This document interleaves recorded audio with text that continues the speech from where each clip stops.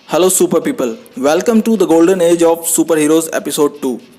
Episode 1 में हमने Phantom के ऑरिजिन्स को एक्सप्लेन किया था, जिसे आप डिस्क्रिप्शन में पड़े लिंक्स में चेक कर सकते हैं। सबसे ज़्यादा खुशी इस बात की है कि नेटफ्लिक्स ने कुछ वीक पहले हीमैन के एनिमेटेड शो के टीज़र को लॉन्च किया है, जिसे ऑब्वियसली आप डिस्क्रिप्शन में पड़े लिंक से बाद में चेक कर सकते हैं। हीमैन 80s और 90s में all around the world popular था, यहाँ तक कि 80s और 90s में ये इंडिया तक पहुँच गया था कॉमिक्स और दूरदर्शन पे आने वाली एनिमेटेड शोज़ के ज़रिए। तो ये एपिसोड आज की नई कॉमिक्स फैन और सुपर हीरो जनरेशन के लिए है, जिन्हें शायद नहीं पता कि हीमैन कौन है। Actually He Man originally as a comic start नहीं हुआ था। मेटल नाम की कंपनी ने इसकी एक टॉय लाइन या एक्शन फिगर सीरीज लॉन्च की थी, जिसे एक्सप्लेन करने के लिए उन्होंने उसके साथ एक मिनी स्टोरीज वाली कॉमिक्स पब्लिश की थी, जिसमें बस ये बताया गया था कि हीमैन इटर्निया प्लैनेट का रहने वाला एक बारबेरियन है। इटर्निया की एंशिएंट सिविलाइजेशन बहुत पावरफुल और एडवांस थे, पर एक बड़े वॉर ने सब खत्म कर दिया और उनके पूर्वज कुछ पावरफुल आर्टिफैक्ट्स छोड़ गए इस वॉर के बाद, जो कि ग्रेस्कल कैसल में पड़ा हुआ है। और वहाँ की सोर्सरेस ने उस आर्टिफैक्ट्स में से एक पावरफुल स्वॉर्ड दिया हीमैन को, ताकि वो एविल विलन स्केलेटर से लड़ सके। तो ये एक सिंपल सी ऑरिजिन स्टोरी थी जो टॉय लाइन के साथ आने वाली मिनी कॉमिक्स में आई थी। इसके बाद 1982 में इसे डीसी कॉमिक्स को दिया गया, जहां पहली बार डीसी ने इसके अल्टर ईगो प्रिंस एडम को क्रिएट किया अपनी कॉमिक्स फ्रॉम इटर्निया विद डेथ में। इस कॉमिक्स में इटर्निया का वर्ल्ड मास्टर ऑफ यूनिवर्स के साथ क्रॉसओवर होता है डीसी के उस समय के लीड सुपर हीरो सुपरमैन का। इसके पहले हीमैन का कोई अल्टर ईगो नहीं था और वो फुल टाइम हीमैन ही बना रहता था। पर ना ही डीसी कॉमिक्स के ओरिजिन ने और ना ही इसके मिनी कॉमिक्स ने जिस चीज़ ने सबसे ज़्यादा धमाल मचाई वो थी हीमैन की पहली एनिमेटेड सीरीज, जिसके कारण हीमैन को पूरे वर्ल्ड में जाना जाने लगा। और इसमें उसकी नई ओरिजिन स्टोरी को एक्सप्लेन करके बताया गया, जो कुछ इस तरह है। एनिमेशन सीरीज में दिखाया गया कि अर्थ से दूर इटर्निया नाम का एक प्लैनेट है, जहां पर किंग रैंडोर और क्वीन मार्लिना राज करते हैं। क्वीन मार्लिना रियल में अर्थ की एक एस्ट्रोनॉट है जो रास्ता भटक गई और इटर्निया जा पहुंची और वहीं बस गई। अपने समय में किंग रैंडोर और उसका भाई कैल्डोर दोनों इटर्निया के सेनापति हुआ करते थे, पर रैंडोर को लोग ज़्यादा पसंद करते थे। इसी कारण उस समय के किंग की मौत होती है और रैंडोर को गद्दी पर बिठा दिया जाता है। कैल्डोर इससे बहुत गुस्सा होता है और अपने ही भाई के खिलाफ जंग छेड़ देता है, पर उसे हार का सामना करना पड़ता है। अच्छा, ये जो प्लैनेट है इटर्निया, यहाँ मैजिक ज़्यादा पॉपुलर है और मैजिक से यूज़ करके वॉर होते हैं। तो इसी लड़ाई में कैल्डोर का पूरा फेस जल जाता है और वो पकड़ा जाता है, पर किंग रैंडोर उस पर रहम दिखाते हैं और उसे एक मैजिक वर्ल्ड में कैद कर देते हैं। और एक पावरफुल मैजिक को यूज़ करके एक दीवार बना दी जाती है, जिससे कैल्डोर फिर कभी इटर्निया ना आ सके। समय बीतता है और मार्लिना का बेटा प्रिंस एडम बड़ा होता है।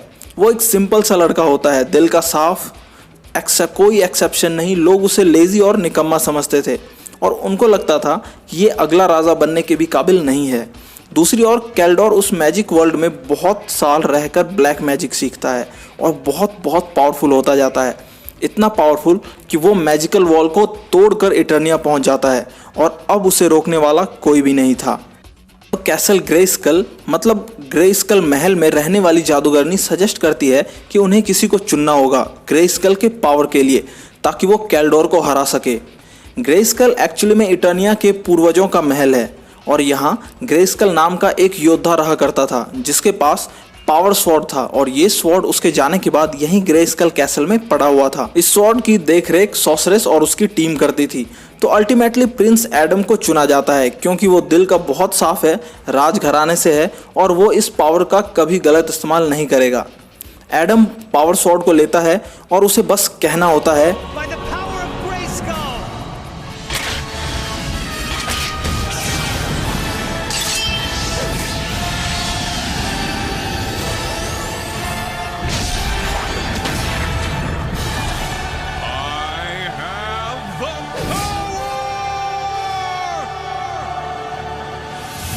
जो एडम को बना देता है हीमैन, मोस्ट पावरफुल मैन। आगे जाकर हमें पता चलता है कि ग्रेस्कल एडम के ही एंसेस्टर थे, इसलिए वो powerful sword Prince Adam hold कर पाया। कैल्डोर का फेस जल चुका था और अब बस उसके फेस पर बोन्स बची थी और अब वो खुद को कैल्डोर भी नहीं बुलाता था, वो अब बुलाता था खुद को स्केलेटोर। और स्केलेटोर ही आगे जाकर हीमैन का आर्क एनिमी बना। हीमैन स्केलेटोर को हरा देता है, पर स्केलेटोर हर बार नए नए प्लान्स करता है हीमैन को हराने के लिए और इटर्निया पर कब्जा करने के लिए। आगे की स्टोरी में हमें प्रिंस एडम की जुड़वा बहन शीरा के बारे में भी पता चलता है, जो बचपन में एक एविल रिबेलियन द्वारा किडनैप हो गई थी। उसे भी ग्रेस्केल की पावर्स मिलती है। इसके बाद हीमैन की स्टोरी को बहुत बार रिबूट किया गया और ये star comics, Marvel, DC, image comics सब के अंडर पब्लिश हो चुकी है, तो सभी ने इसे अपने अपने तरीके से प्रेजेंट किया। इससे रिलेटेड कुछ और मेजर कैरेक्टर्स हैं, जैसे मैन एट आर्म्स, जो कि हीमैन का मेंटोर है और नए नए वेपन्स बनाता है हीमैन की हेल्प के लिए।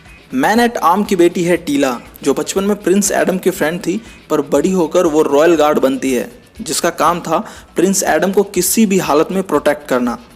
हीमैन की सीक्रेट आइडेंटिटी के बारे में टीला को नहीं पता है। दूसरा मेजर कैरेक्टर है प्रिंस एडम का पेट ग्रीन टाइगर ग्रिंजर, जो है तो टाइगर पर है बहुत डरपोक, पर ग्रेस्केल की पावर से वो भी कन्वर्ट होता है बैटल कैट में, जो हीमैन को फाइट के समय बहुत हेल्प करता है। बात करें हीमैन के पावर्स की, तो हर एक कॉमिक्स ने और एनिमेशन वालों ने इसे अलग अलग पावर्स देकर इसे मोस्ट पावरफुल मैन बना दिया। सुपर ह्यूमन स्ट्रेंथ के साथ साथ सुपर स्पीड, अपने लंग्स को यूज़ करके मुंह से सुपर ब्लो करना, मैसिव पंचेज मारना। डीसी कॉमिक्स में ये सुपरमैन के पंचेज तक को झेल जाता है। इसके स्वॉर्ड से एनर्जी बीम्स निकलती है, कोई भी एनर्जी एब्जॉर्ब कर सकती है। इतना पावरफुल होने के बाद भी हीमैन कोशिश करता है नॉन वायलेंट बने रहने की। हीमैन में चेंज होना उसका सबसे लास्ट स्टेप होता है। हीमैन की एक वीकनेस ये है कि वो जब अपनी पावर्स का बहुत ज़्यादा यूज़ कर लेता है तो वो खुद ही प्रिंस एडम में कन्वर्ट होने लगता है।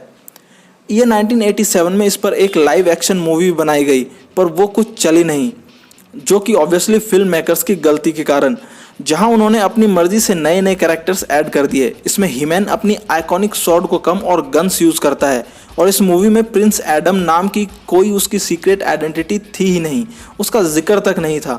मतलब जिस कार्टून एनिमेशन को देखकर लोग बड़े हुए, वो सारे एलिमेंट्स ही इन्होंने हटा दिए थे, तो पिक्चर पिट गई और फिर किसी ने हिम्मत नहीं की इसे दोबारा बनाने की।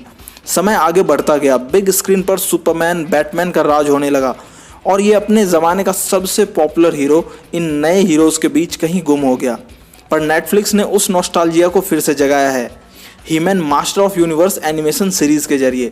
ये सीरीज़ जल्द ही नेटफ्लिक्स पर लॉन्च होगी, और आई होप कि पुराने फैंस के साथ साथ नए जनरेशन के कॉमिक फैंस भी इसे पसंद करेंगे। तो आज के लिए बस इतना ही, मिलते हैं अगली वीडियो में। The golden age of super heroes में नेक्स्ट आप किसके बारे में जानना चाहेंगे, प्लीज़ कमेंट जरूर करें। मेरा नाम है गुलशन, आप देख रहे हैं Comicsopedia India. See you again.